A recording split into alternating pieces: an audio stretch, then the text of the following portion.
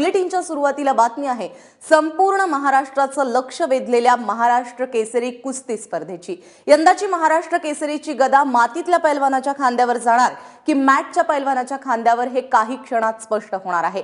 महाराष्ट्र केसरीच्या अंतिम लढाईसाठी पुण्याचा अभिजित कटके आणि 40 गावचा विजय चौधरी एकमेकांसमोर उभे ठाकणार आहेत। पुण्यातील वारजे गावामध्ये सचिन दोडके क्रीडा प्रतिष्ठानच्या वतीने आयोजित करण्यात आलेल्या या स्पर्धेमध्ये शुक्रवारी माती आणि मॅट विभागाचे अंतिम सामने झाले।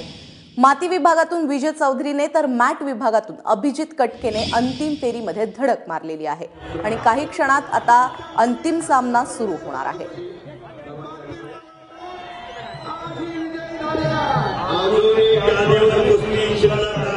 मातीतला पैलवान विजय चौधरी आणि मॅटवरचा पैलवान अभिजित कटके एकमेकांसमोर उभे ठाकणार आहेत। काही वेळात ही कुस्ती सुरू होणार आहे। थेट जाऊयात त्या कुस्तीच्या आखाड्यामध्ये। विजय साळवी आमचे प्रतिनिधी आता आपल्या सोबत आहेत। विजय, काय वातावरण आहे? दोनही तगडीचे पैलवान, पट्टीचे पैलवान एकमेकांसमोर उभे टाकतात।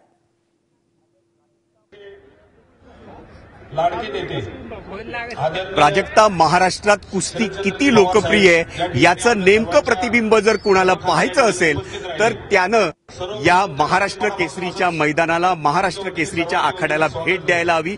गेल्या वर्षी हे मैदान नागपूरमध्ये झालं होतं। नागपूरमध्ये कुस्तीची लोकप्रियता नसताना देखील लाखो प्रेक्षक तिथे होते, पण यंदा हे मैदान पुण्याच्या वारजेमध्ये पश्चिम महाराष्ट्रात होते। महाराष्ट्रात पश्चिम महाराष्ट्र आणि मराठवाडा हे दोन कुस्तीचे किल्ले आहेत, त्यामुळे या कुस्तीच्या बालेकिल्ल्यांमध्ये इथलं पब्लिक प्राजक्ता आपल्याला मोजता येणार नाही। नागपूरमध्ये लाखो पब्लिक होतं, पण इथे लाखाच्याही वरती आकडा गेला असेल। या पद्धतीनं इथे पण लाखाच्या वरती आकडा जाऊन देखील इथं आयोजन नेटकं आणि शिस्तबद्ध, आणि याचं श्रेय मला वाटतं वारज्यातल्या आणि आसपासच्या साऱ्या गावातून, साऱ्या पश्चिम महाराष्ट्रातून किंबहुना राज्यातून आलेल्या साऱ्या कुस्ती रसिकांनाच आपल्याला द्यायला हवं।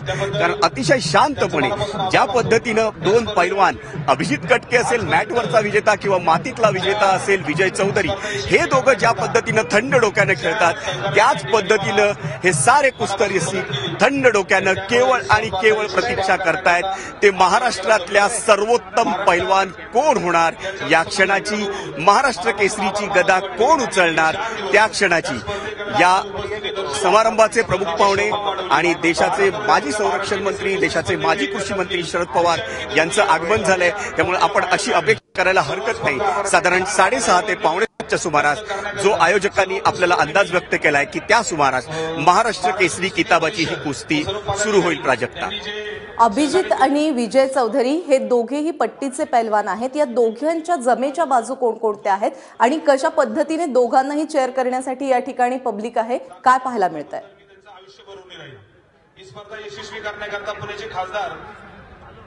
प्राजक्ता, जर दोघांचंही तुलना करायची झाली किंवा दोघांचेही समान दुवे आपल्याला लक्षात घ्यायचे झाले तर या दोघांमध्ये समान जितके आहेत तितकंच या दोघांमध्ये तुलना करता येतील, या दोघांमध्ये फरक सांगता येईल इतक्या गोष्टी देखील या दोघांमध्ये आहेत।